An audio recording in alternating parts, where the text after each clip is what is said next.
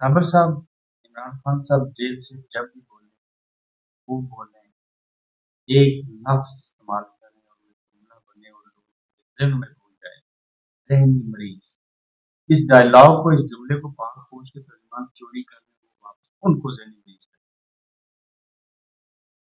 दोनों के लिए अनार का मसला नहीं बन गया।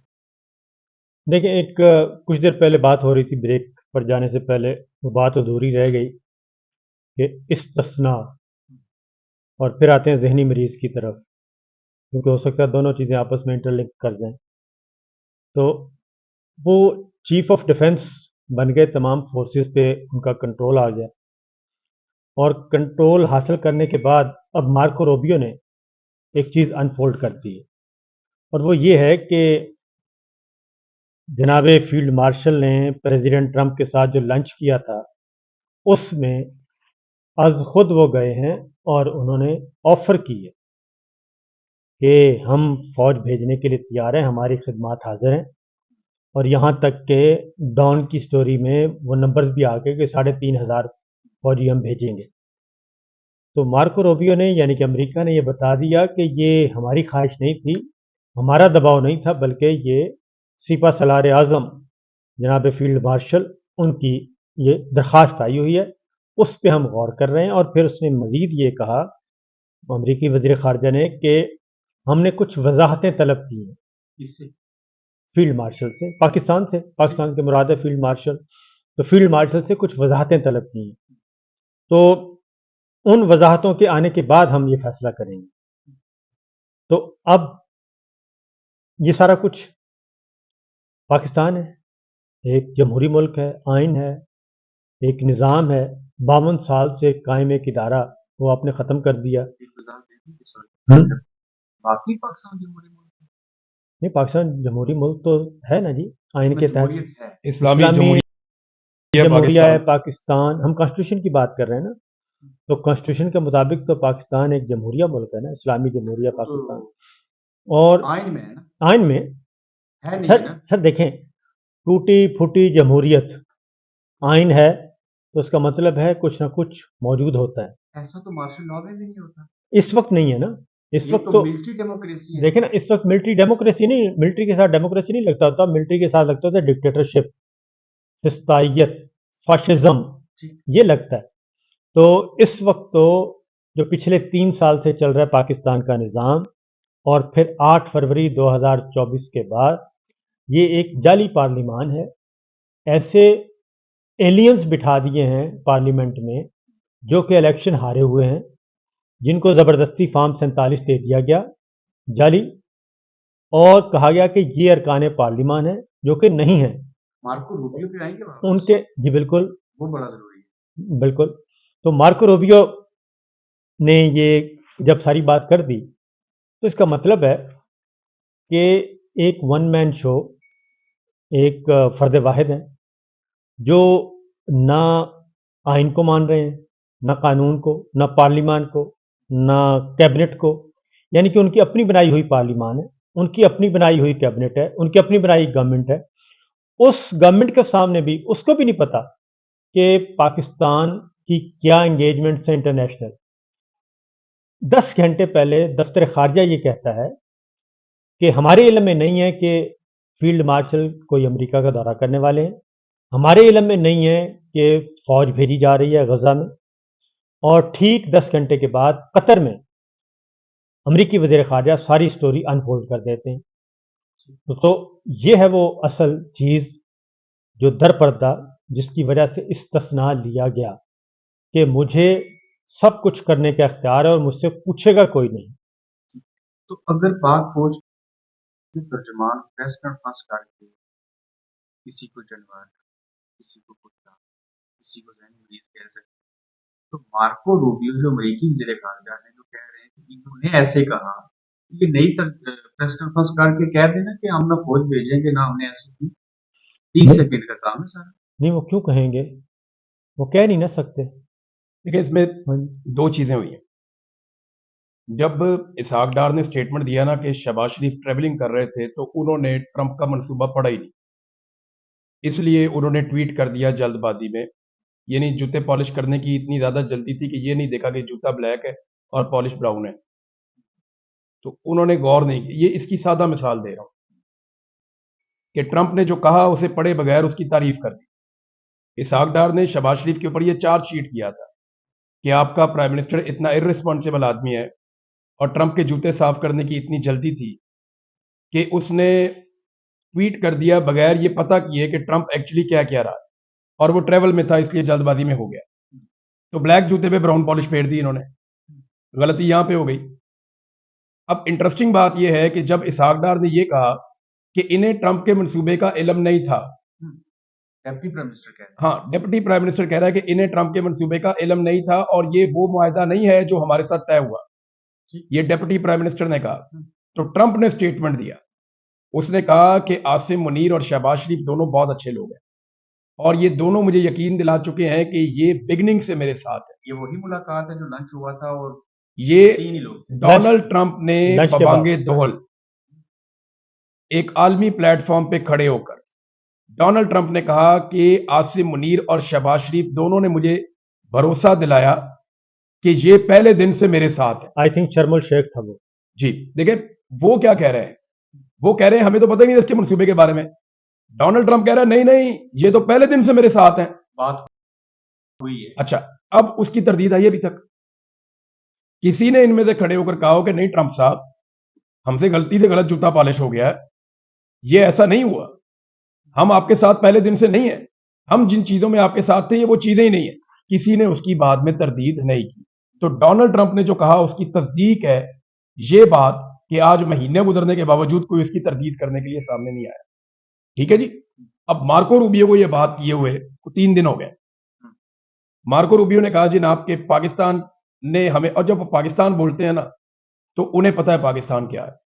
وہ شہباز شریف کو پاکستان نہیں سمجھتے، وہ پاکستان کی پارلیمنٹ کو پاکستان نہیں سمجھتے،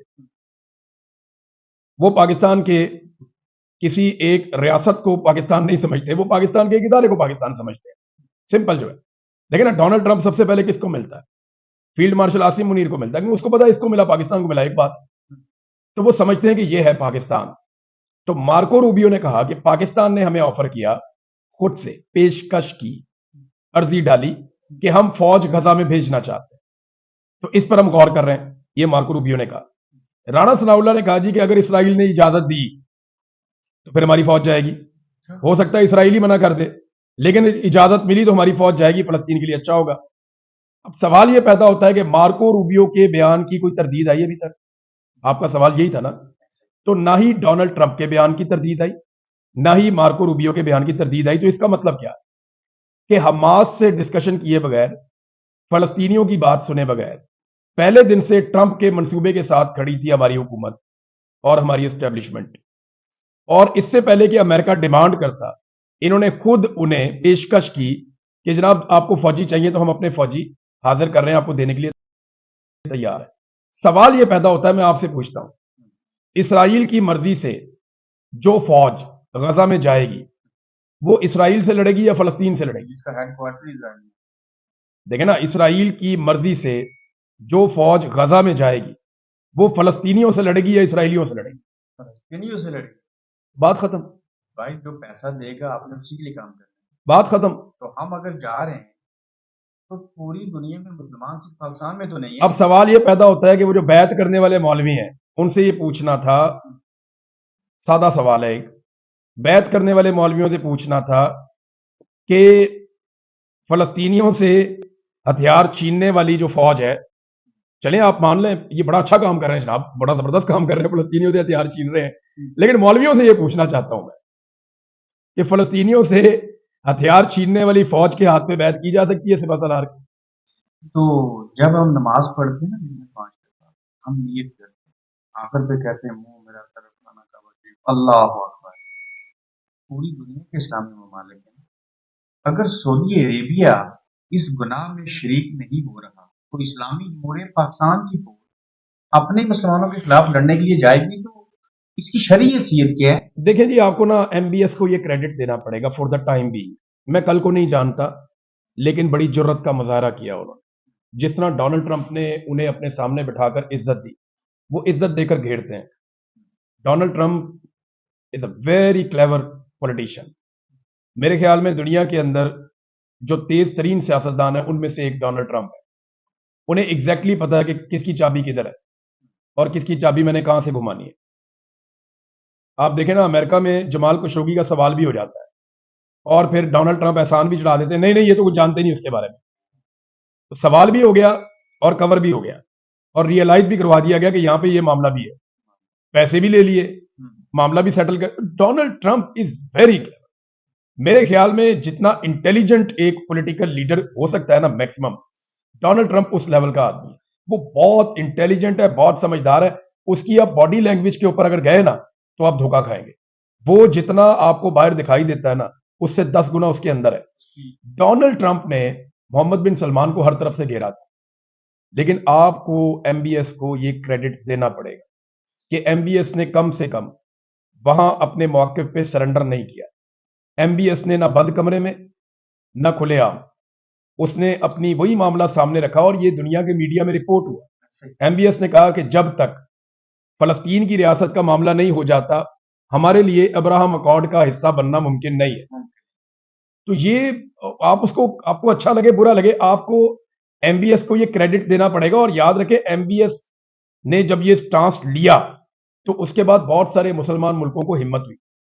دیکھیں پاکستان نے بھی اس کے بعد تھوڑا سا اپنے آپ کو سدھا پدرا کیا. خواجہ آصف نے فٹافٹ سٹیٹمنٹ دینا شروع کر دیے نا, فلسطین میں ظلم ہو رہا ہے, یہ ہو رہا ہے, وہ ہو رہا ہے, مسلمان کیوں نہیں کھڑے ہو رہے. وہ فوراً انہوں نے وہ والا پینترا بھی لے لیا ان دنوں میں, آپ ٹویٹس اٹھا کر دیکھ لیں. آذربائیجان نے منع کر دیا کہ جناب ہم فوج نہیں بھیج رہے. کئی عرب ممالک نے کہہ دیا ہم فوج نہیں بھیج رہے, یو اے فوج نہیں بھیج رہا, عمان فوج نہیں بھیج رہا, قطر اس کا حصہ نہیں ہے, اردن کے بارے میں ہے. یہ ممالک فوج نہیں بھیج رہے لڑنے کے لیے. اب کیونکہ پاکستان نے خود آفر کی ہوئی ہے تو ایسا لگتا ہے کہ شاید فوج بھی ہم پوری کر کے دیں گے. یہ جو ابھی لیبیا کا دورہ ہوا, لیبیا میں بھی ایک فیلڈ مارشل رہتا ہے جس کا بیٹا جو ہے وہ دوسرا سینئر ترین فوجی آفیسر ہے. وہ 34 سال کی عمر میں لیفٹیننٹ جنرل بن گیا ترقیاں کرتا کرتا. اتنی رفتار میں کبھی کوئی ترقی نہیں کر, آپ سے چھوٹا ہے وہ, اور لیفٹیننٹ جنرل ہے وہ اپنی فوج کا. تو آنے والا چیف بھی وہی ہوگا پھر. تو وہاں پہ یہ گئے اور اب مجھے لگتا ہے کہ لیبیا کو منائیں گے, تھوڑا سا ملیشیا کو منائیں گے. تو پہلے یہ فوج تھی 20,000 انیشلی, کہ 20,000 فوجی آئیں گے جو کنٹرول کریں گے ساری سچویشن کو غزہ میں, اور یہ اسٹیبلائزیشن فورس کا حصہ ہوں گے. پھر بعد میں کہا گیا کہ نہیں 10,000 ہمیں ابھی امیجیٹلی چاہیے اگلے مہینوں میں. اور اس میں سے جو پاکستان کا شیئر بتایا جاتا ہے وہ 1/3 ہے, یعنی ہمیں 3500 کے قریب فوجی ہمیں بھیجنے پڑے. صابر صاحب, امریکہ کا جو یار ہے وہ غدار, بڑے نارے قوم کو برین واش کیا, عمران خان کو جو بھی ایجنٹ کہا گیا, بڑے بڑے القابات اور الزامات لگائے گئے. آج وہ وقت آ گیا کہ اسرائیل کو تسلیم کرنے کی بات نہیں ہو رہی, اس کے کہنے کے اوپر ہم فوج بھیجنے جا رہے ہیں. تمہارا اپنا سوال ہے نا, اچھا ظاہر کر رہا ہے, تردید آ نہیں رہی. اور شہباز شریف کو ڈونلڈ ٹرمپ ایک موقع کے اوپر آگے کر کے تقریر کروا دیں اور یوکرین کے وزیر اعظم کو کان سے پکڑ کے ڈانٹ پلائیں ڈونلڈ ٹرمپ. تھوڑا معیار ہے نا, جی ہاں. کیا ہوتا ہے. مجھے اور آپ کو قوم پاکستان کو کب پتہ چلے گا کہ پاک فوج جس نے دہلی جا کے جھنڈا لگانا تھا انہوں نے اپنی فوج جو ہے وہ غزہ میں بھیج دی. دیکھیں ہمارا المیہ یہ ہے کہ اگین وہی بات کہ جو کلیکٹیو وزڈم ہے اس کو ختم کر دیا گیا, جو ادارہ جاتی سوچ ہے, ادارتی مشاورت ہے, وہ بھی ختم کر دی گئی, اور اصولاً فرد واحد نے. تو اب ادارے نہیں رہے نا. میں وہی بتا رہا تھا کہ ایک طرف جوڈیشری کو ڈیمالش کر دیا گیا, دوسری طرف ہمارا ایک بہترین 52 سال سے آزمودہ ایک تنظیمی ڈھانچہ تھا ہمارے مسلح افواج کا, اس کو ڈیمالش کر دیا. تو جب یہ استثناء لیا اور یہ پاورز لیں تو اس وقت انٹرنیشنل میڈیا نے یہ رپورٹ کیا کہ وہ اختیارات جو field marshal general Asim Munir صاحب نے لیے ہیں اور جو طاقت حاصل کی ہے وہ امریکہ کے فوجی سربراہ کو بھی حاصل نہیں. سی ڈی ایف جی ہاں, استثناء استثناء کے علاوہ کہ تمام فورسز, دنیا میں کبھی نہیں بنا سر, تمام فورسز کے وہ چیف بن گئے. فضائیہ ان کے انڈر, نیوی ان کے انڈر, اسٹریٹجک فورس ان کے انڈر, پہلے سارے مل کر فیصلہ کرتے تھے، اپنا انپٹ دیتے تھے. تو پھر یہ ساری فورسز CDF کے انڈر ہیں، تو CDF خود کس کے انڈر ہے؟ تو یہ تو مارکو روبیو نے بتا دیا نا.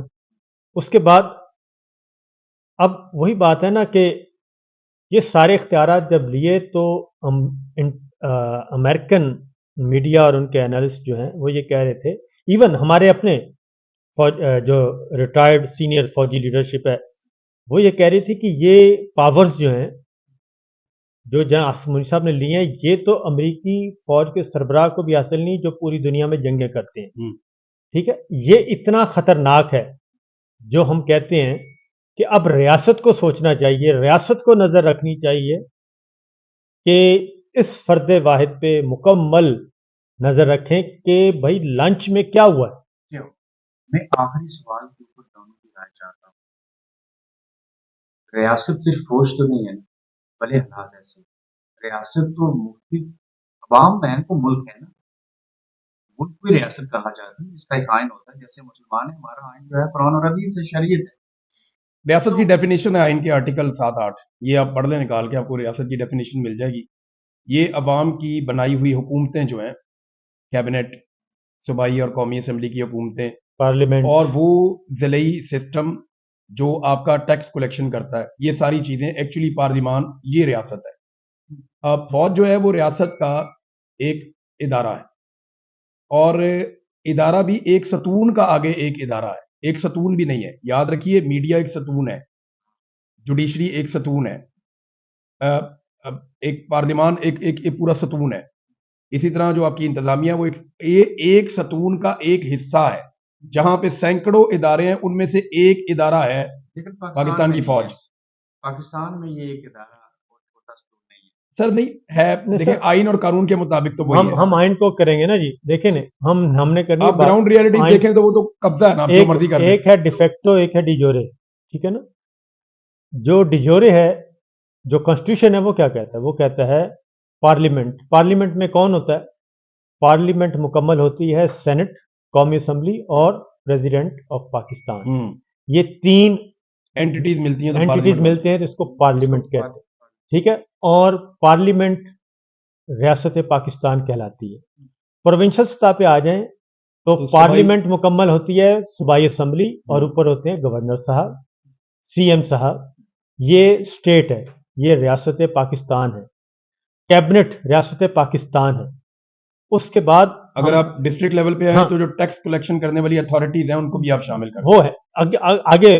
آگے بتاتا ہوں کہ ریاست کے جو ہوتے ہیں عناصر، وہ ایک ہے عوام، آبادی، ایک ہے زمین کا ٹکڑا، اس کے بعد ہے حکومت، اور اس کے بعد ہے سوورنٹی.